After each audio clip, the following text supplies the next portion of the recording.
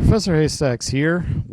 Today we'll be taking a hopefully quick look at Second Prances, which the title might have been funnier if it dealt with dancing or prancing or vixening in some way. I'm just going to put some stills up here. First is Fluttershy's disappointment when Trixie doesn't think the animal friends are what she's looking for, and specifically when Fluttershy comes back and Trixie is gone. Honestly, you could make an episode out of whatever's going on there in and of itself. It looks like Fluttershy might appreciate some non-animal company on these outings. The other one, can't really do a still for this, so I'll just mention it. Trixie's fondness for appellations, obviously the great and powerful Trixie, but in this one we see the humble and penitent Trixie's apology tour. We had the humble and apologetic Trixie in her last normal series episode. This isn't counting her appearances in Equestria Girls. And, of course, towards the end, the rather long one, the pathetic and friendless, you really messed it up this time, dum-dum apology tour. That's a working title. I'd like to mention I saw a fanfic, I'll mention in the article, that actually predicted an attempt to make friends with Trixie, although in there it was Twilight trying to force a friendship with Trixie off on Starlight Glimmer, but somewhat prophetic in that sense, although it wasn't an obvious way to go given how little Trixie shows up. Maybe it's an issue with the voice actress, I don't know. First, I'll just show a quick still on this. Couple of them should show up right next to me while I'm talking here. We see a couple instances of Starlight Glimmer's ability to multitask, which is in excess of even Twilight's. And this is meant to show her great skill with magic. It's not clear if her raw power is actually on par with an Alicorn's, but her skill and subtlety with magic is certainly implied to be. I'd like to note in at least one instance here when she's baking a cake, and, of course, she doesn't realize that making cakes with magic is rather frowned upon when someone who can't use magic makes their business out of making cakes. Two quick clips here, let's go ahead and show both of them. Hey, maybe I'll just force friendships by magically enslaving the entire population of Ponyville! Starlight? Kidding! There's one clip. Oh, that's too bad. I love a good conversation.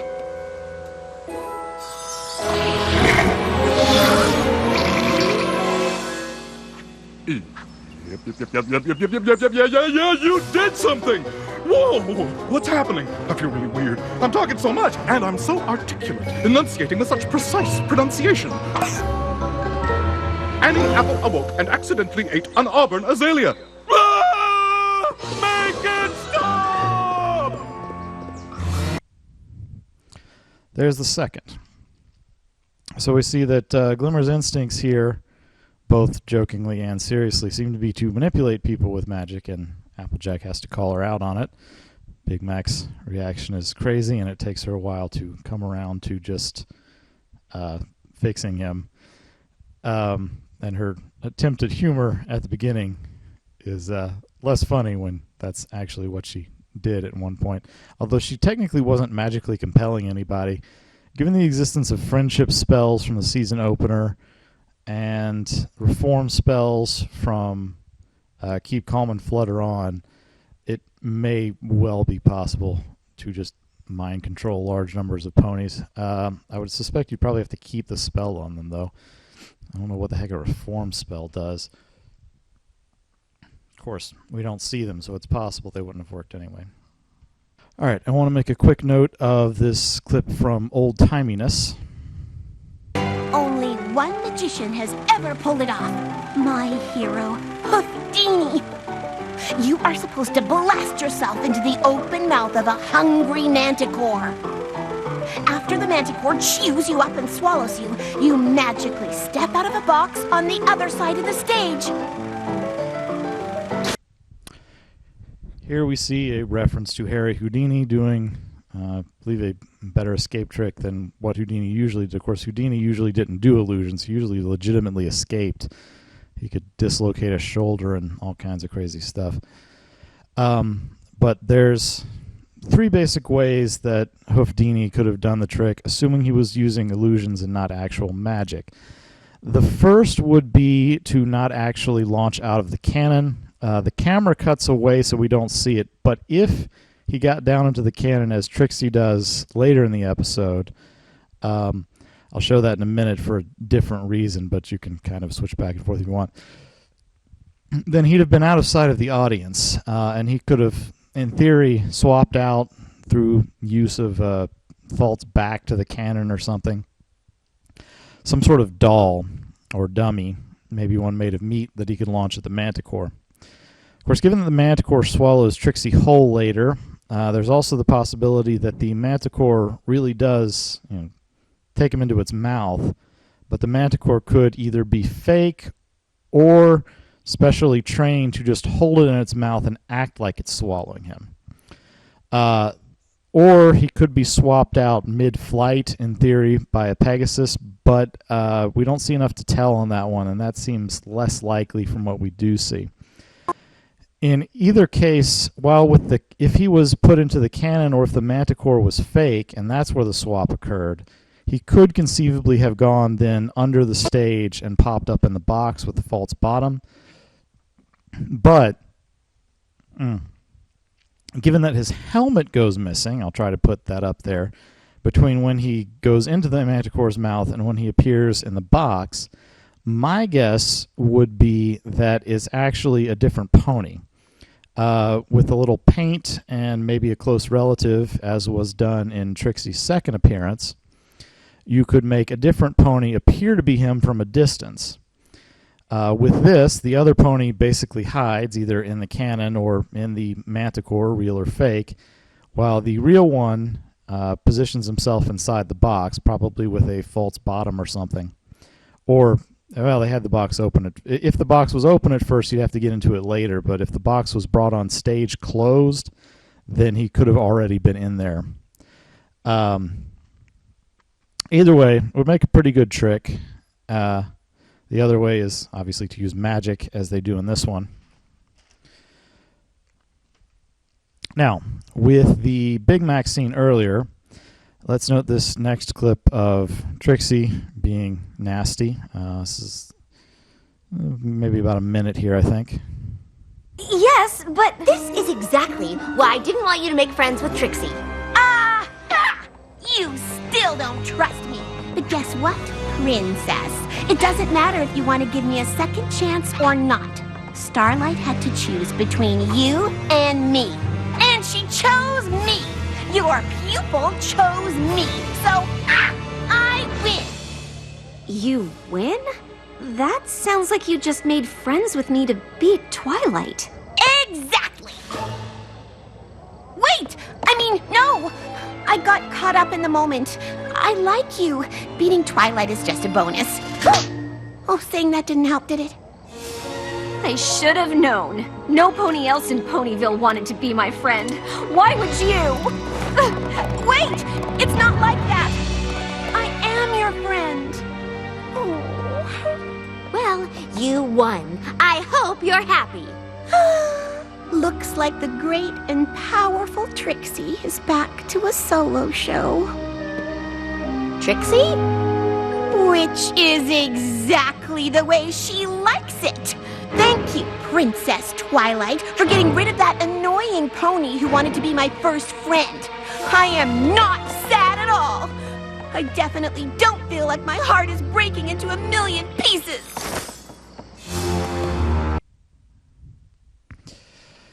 All right, we see here Trixie's actions juxtaposed with we see here that Trixie's actions juxtapose well with Starlight Glimmers.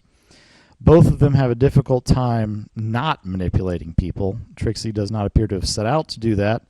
I half expected this episode to follow a plot where Trixie pretended to be Glimmer's friend at first to go to Celestia's event and then found out that she actually became friends with her. They didn't go that way. She didn't even find out about Celestia's event until the critical juncture. Either way, it shows that they are still quite alike, despite both being somewhat learning. Old habits die hard, though. We don't know enough about Trixie to know if she has a similarly Freudian excuse. I don't know if it's Freudian exactly, but a similar psychological excuse to Starlight Glimmer, but it's not really relevant at this juncture. All right. Now I'm going to show where Trixie's attempted the trick, and consider carefully what's actually happening here. Starlight, if you're out there and you still want to be friends, let's be great and powerful together. Please?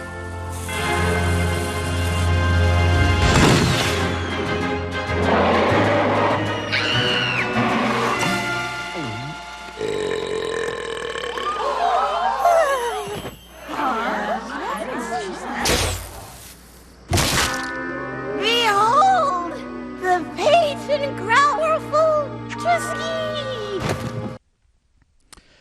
Okay, now obviously Starlight Glimmer saves her, albeit kind of at the last minute. Her Trixie's clothing is disheveled from the Manticore.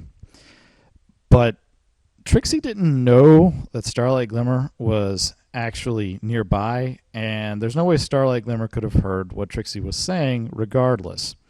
Which means that if Starlight Glimmer wasn't watching, Trixie basically would have committed suicide. It's not clear if she was cognizant enough to realize that, if she just had enough faith that either Starlight Glimmer or Twilight Sparkle would be watching and would save her, if she maybe had some sort of backup plan or something. I mean, just something that would make the Manticore spit you out, maybe. It doesn't look like she had a backup plan, though. So it honestly looks like that if Starlight Glimmer hadn't been there, she was just going to kill herself, which is rather dark. I think maybe the writers didn't quite realize the implication there.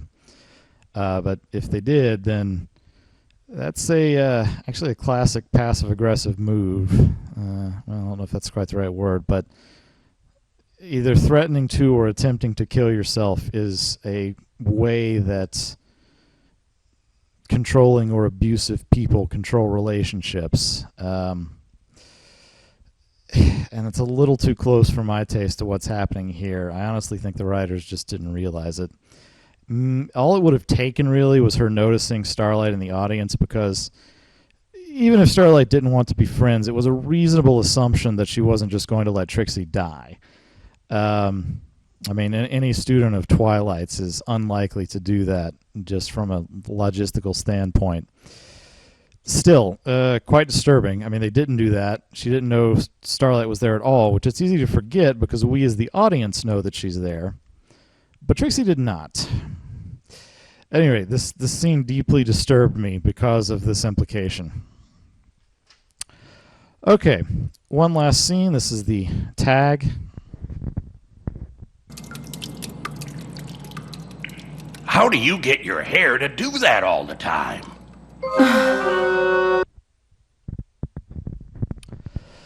Okay, so amusing bit with some fan favorites, Cranky Doodle Donkey, and DJ Pone 3, who is actually pronounced that way by Twilight in the course of this episode. I don't know that her name's been said on screen before, actually. It's been in the credits, but I don't know if anyone said it. I also thought maybe it was supposed to be DJ Pony, because 3 is in lead speak is E. But regardless, and of course, Derpy/Muffin, who doesn't talk, but it was a semi-running gag at one point that she didn't talk until episode 100. And Cranky asks another fan question: how does Celestia's hair do that? And sometimes Luna's, though not always. And I was actually half expecting an answer, but instead Celestia is just exasperated. Now, granted, this is something she was probably looking forward to, and she may get that question a lot. I don't know how casual royal interactions are in Equestria, but either way, I don't think we've ever actually seen Celestia out and out exasperated before. We've seen, her usual stoic, playful. Those are the two we see most often. We've seen her angry, or even irritated at Luna in episode 100. And we've seen her scared in the Queen Chrysalis one. But this is the first time we've seen her exasperated. It's interesting. It's a nice little bit of subtle character development going on in the background. I noticed the princesses are appearing more this season, especially Celestia. I think she's appeared in over half of the episodes so far. I think she's appeared in 4.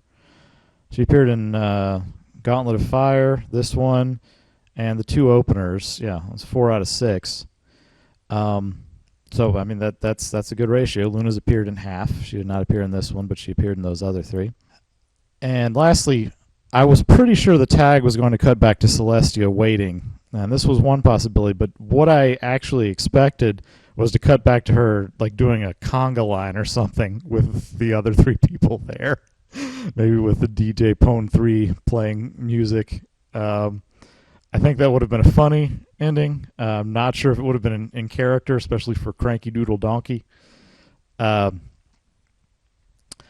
way, I like that Cranky finally asked the question. Wasn't so crazy about the fact that she didn't answer it. One assumes the answer is magic. Cadence and Twilight's mains don't do that, though, so who knows. Maybe there's a special shampoo they use. Final thoughts. I thought it was a good use of Trixie. I was afraid she was going to be an antagonist again, and I mean, she sort of was, but Twilight was actually more of an antagonist than she was for most of the episode. And we got to see Twilight's usual paranoia, adorable bit of Twilight obsessing over proper dish placement. I understand all those separate dishes are unnecessary unless you're doing a full course meal, but they had a melting ice sculpture, so apparently they were going all out on that one. The other thing is this continues a trend of episodes. Started last season with amending fences, and the friendship games, detailing different ways people can wind up not having friends that around. That's a mature theme that children can relate to, I guess. The thing is, in real life, quite frequently, you'll find that the initial reason applies, but it doesn't really work itself out. Either the person, in the case of this one, really was just trying to manipulate you, or the person left and completely forgot about you, and it wasn't because they were ashamed, going back to the opener of this season. And friendship games was intellectual isolation, which happens. And that one was partially because she suddenly posed a threat. In real life, generally, if you start to pose a threat, if you don't stay isolated, you might wind up in jail or something. This is a trend that's been going on in the last 2 seasons. I'm not disappointed. It just means that these episodes make me too sad to watch them as much as I do some others, which is a shame. They're excellent episodes. I just don't like to be sad that often. Now then, good night and drive safely. My little pony, gotta do a longer version this time. Make up some words here. Got to go 55 seconds. My little pony, do, let's stretch this one out. My little pony, still not filled up the time yet. Don't know the words. My little pony, oh look, I've still not filled the time yet. My little pony, and now we are finished. Not quite, still a few seconds.